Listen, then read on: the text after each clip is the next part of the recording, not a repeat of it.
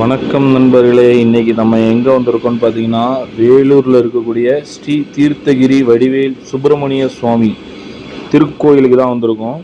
இதுக்கு எப்படி வரணும்னு பார்த்தீங்கன்னா, நீங்கள் சென்னையிலேருந்து வரீங்க அப்படின்னா டெப்போ அப்படின்னு சொல்கிறாங்க, அந்த ஸ்டாப்பில் இறக்கி விட்றாங்க. அங்கேருந்து வந்து பார்த்திங்கன்னா நம்ம வந்து கோயிலுக்கு பை ஆட்டோ அந்த இதில் போகலாம். மேலேயே கொண்டு போய் விட்ருவாங்க. இந்த கோயில் டெம்பிள் ஓப்பனிங் டைம் வந்து பார்த்திங்கன்னா மார்னிங் 6 to 1 அண்ட் ஈவினிங் வந்து பார்த்திங்கன்னா 4 to 8. நம்ம வந்து ஏர்லி மார்னிங் போயிருந்தோம். ஓகேங்களா. இதில் வந்து பார்த்திங்கன்னா 2 கோயில் இருக்குது. ஒன்று வந்து பார்த்திங்கன்னா ஸ்ரீ தீர்த்தகிரி சுப்பிரமணிய சுவாமி டெம்பிள். அது வந்து பார்த்திங்கன்னா முன்னாடி வந்து ஒரு டெம்பிளாக இருந்தது. அந்த டெம்பிள் வந்து பார்த்திங்கன்னா இப்போ இதான் பிக்சர். இது ஓல்டு அண்ட் நியூ. இந்த பிக்சர் அங்கேருந்து நம்ம எடுத்திருந்தோம். இப்போ வந்து பார்த்திங்கன்னா கீழேருந்து நம்ம ஸ்டார்ட் பண்ணுறோம். நம்ம ஆட்டோ புக் பண்ணியிருந்தோம். ஓகேங்களா. நம்ம ஆட்டோலேருந்து மேலேயே கொண்டு போய் விடுறதுக்காண்டி கேட்டிருந்தோம்.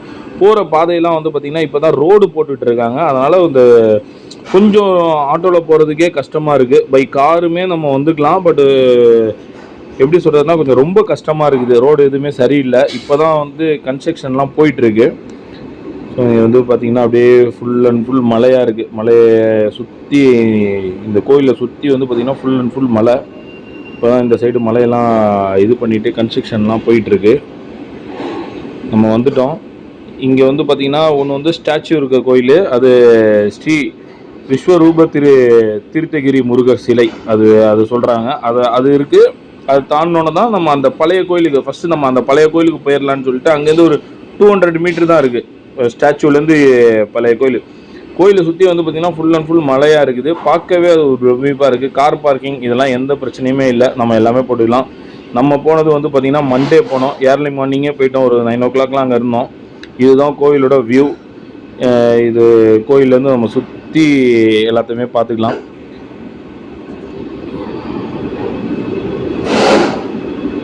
கோயிலோட நுழைவாயில். இந்த நுழைவாயில் வழியாக தான் உள்ளே போகணும். அப்படியே உள்ளே போயிட்டு எல்லாமே பார்த்துட்டு பார்க்குறதுக்கு கொஞ்சம் நல்லா இருந்தது. வியூ பாயிண்ட்டு ஒரு எப்படி சொல்கிறது,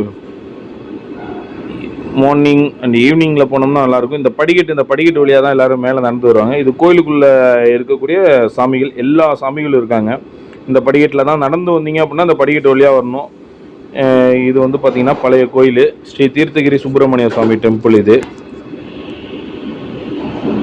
இங்கேருந்து பார்த்தாலே நம்ம ஸ்டாச்சு தெரியுது பார்த்தீங்களா? ஆமாம்.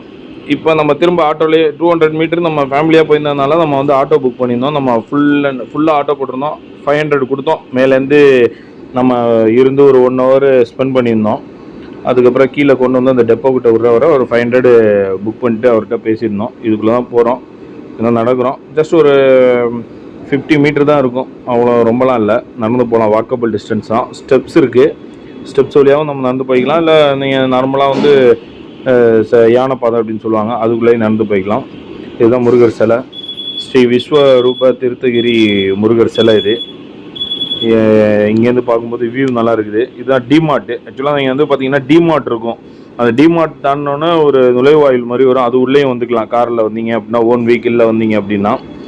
வரும்போதே நம்மளுக்கு தெரியும். தூரத்துலேருந்து பார்க்கும்போதே கோயிலோட நுழைவாயில் எல்லாமே தெரியும். சென்னையிலேருந்து வரணுன்னா வேலூர் போக தேவையில்லை. முன்னாடியே நம்ம இறங்கிக்கலாம். நீங்கள் அந்த சைடு பெங்களூர்லேருந்து வரீங்கன்னா வேலூர் தாண்டி சென்னை ரோட்டில் இருக்குது மெயின்லே.